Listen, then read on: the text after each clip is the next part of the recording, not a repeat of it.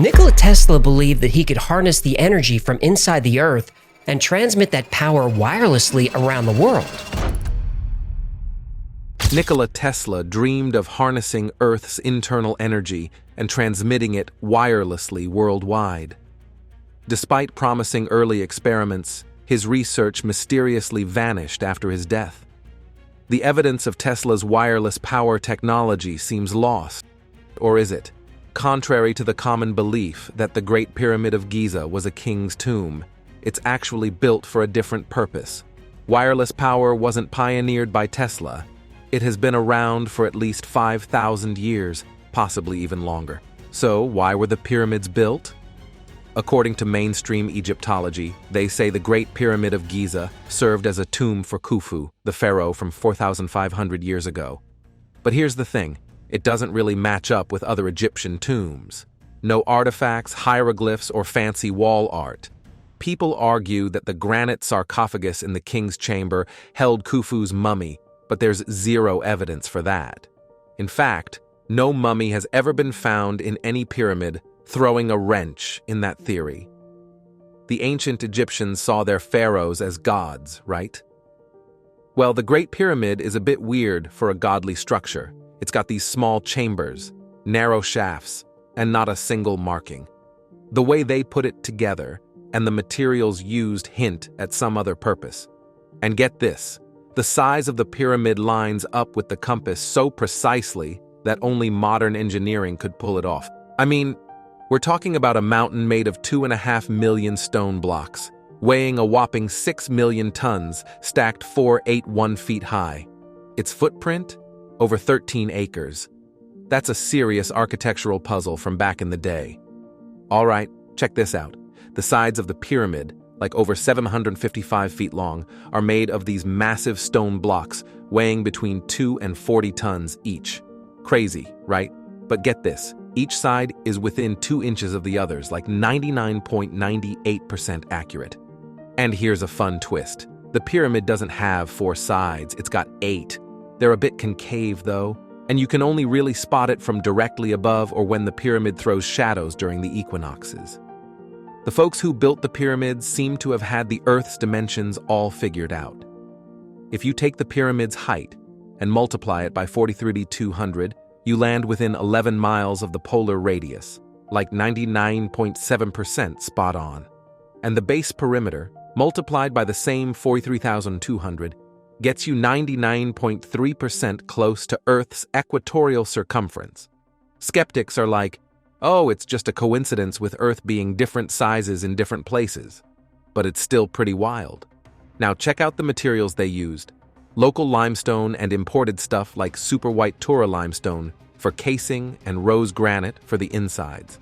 The Tura limestone doesn't conduct electricity because it's missing magnesium, making it a slick insulator. But here's the kicker. The rose granite is loaded with quartz, and when you squeeze or move quartz, it makes electricity, like what's in our watches and gadgets today. The pyramid, with all that quartz-rich granite, could have been a massive power plant. Sounds crazy, right? But there's some evidence suggesting it might just be true. The idea that the Great Pyramid was a power plant isn't new. It's been around since the 70s, but often seen as a fringe theory. Over the years, more evidence emerged, challenging its fringe status. Christopher Dunn's theory suggests the process starts in the subterranean chamber, where water-induced sound waves resonate with Earth's vibration. As these waves move up, the pyramid magnifies and converts them into energy. The Queen's chamber played a role in a chemical reaction generating hydrogen. Traces of hydrochloric acid and hydrated zinc chloride in the interior shafts support this. The hydrogen flowed into the Grand Gallery, a granite structure where pressure from the gas compressed the stone, creating electricity. Resonators in the gallery emitted sound waves, further exciting the stone and generating more electricity. The king's chamber, connected by a small shaft, resonated at 440 Hz and F-sharp, similar to the Grand Gallery. Above it, granite beams in the relieving chamber were finely tuned to an F-sharp chord, turning the entire complex into a massive musical instrument. The King's Chamber, a Helmholtz resonator, could change pitch by adjusting the stone volume. While skeptics acknowledge musical properties, accepting the pyramid as a power plant requires evidence of responsiveness to electromagnetic energy. In 2018, such evidence emerged, challenging skeptics' reservations. Regardless of one's acceptance, there exists a scientific proposition suggesting that the Great Pyramid may have functioned as a structure for generating, harnessing, and directing energy. Notably, its exterior is constructed from materials with insulating properties against electricity. The interior comprises materials conducive to electrical conduction, and the chambers are fashioned from materials with electricity-generating capabilities. An additional facet of this theory involves the pyramid's apparent capacity to concentrate electromagnetic energy. During 2018, scientists conducted experiments employing radio waves across various frequencies to explore potential interactions between the Great Pyramid and electromagnetic waves of resonant length. The findings demonstrated that in a resonant state, the pyramid has the capability to concentrate electromagnetic energy within its internal chambers and beneath its base. Resonance in the pyramid can be induced by radio waves ranging from 200 to 600 meters in length, with a more pronounced effect observed as the wavelength approaches 200 meters. A year after that, in 2019, this guy, Eric Wilson, drops a paper called Large-Scale Thermoacoustic Generator. He talks about how vibrations in rocks, especially granite, make electrons move through the rock and pop up to the surface. According to him, the builders of the pyramid mixed science and music to create a power machine perfectly tuned to Earth's natural harmonic vibration, mostly affected by the gravitational pull of the moon's tidal energy. And the wild part? This ancient tech they came up with could supposedly produce endless clean energy. So, how did they tap into that energy? Well, let's rewind to Tesla for a sec. He had this Wardenclyffe Tower sitting on an aquifer with copper and iron rods extending into the water. When electricity hit the tower, the plan was to shoot it around the globe through the atmosphere. Now, guess what? The pyramid sits on an aquifer too, and they've found copper pipes and iron rods there recently. If the capstone was made of gold, the idea is that the energy inside the pyramid would concentrate at the top and get zapped into the atmosphere. But check this out. Tesla wasn't just about that Wardenclyffe Tower gig. He had this massive dream to shoot power through the air, no wires needed.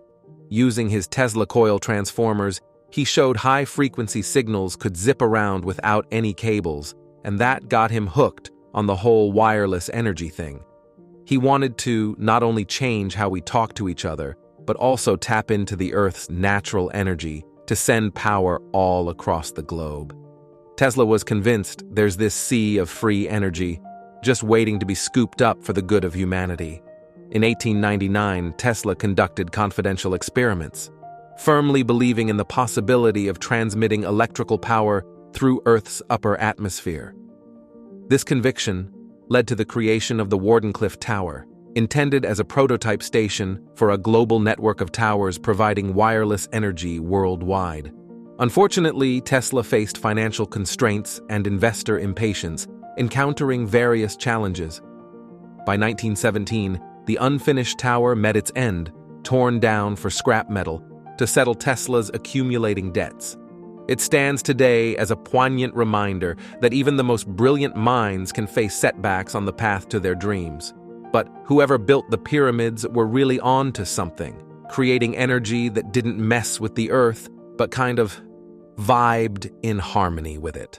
Now, here's the head-scratcher. This theory's been around for like 50 years, but why hasn't anyone given it a shot, even on a smaller scale? I mean, unlimited clean energy for everyone sounds like a game changer for humanity, right? Think about all the tech leaps we could make if electricity was just free. And not to mention, it could put the brakes on political drama, economic roller coasters, and the whole cycle of endless wars. Food for thought, right? Maybe what's going on now is a bit like what happened to Tesla 100 years back. Back then, no one was really keen on creating tech that would make power free for everyone. I mean, you had these big-shot empires run by the likes of J.P. Morgan, the Vanderbilts, and the Rockefellers. If electricity became free, it would have been a serious blow to them. These families basically held the reins on all things energy in the U.S. Production, distribution, you name it. Their companies were like the kings and queens of American industry. If Tesla had pulled off his vision, it wouldn't just be a hit to the wealth of those powerful families. It'd also shake up America's status as this major industrial force. Tesla was all about bringing abundant electrical energy to remote, underdeveloped parts of the globe, aiming to foster better communication between nations. But hey, that kind of thing didn't sit well with the US and the big corporations running the show. They weren't about to give up their advantage, and truth be told, they still won't. Today, 80% of the stuff we use can be traced back to Tesla. But you know what we really need these days? Affordable, clean energy. Sadly, that dream kinda died with Tesla. We ended up going the coal and oil route, sparking wars to keep a grip on these limited resources. And yeah, as bad as it is for the planet and us, it's a goldmine for business. And for all his genius, that's something Nikola Tesla never understood.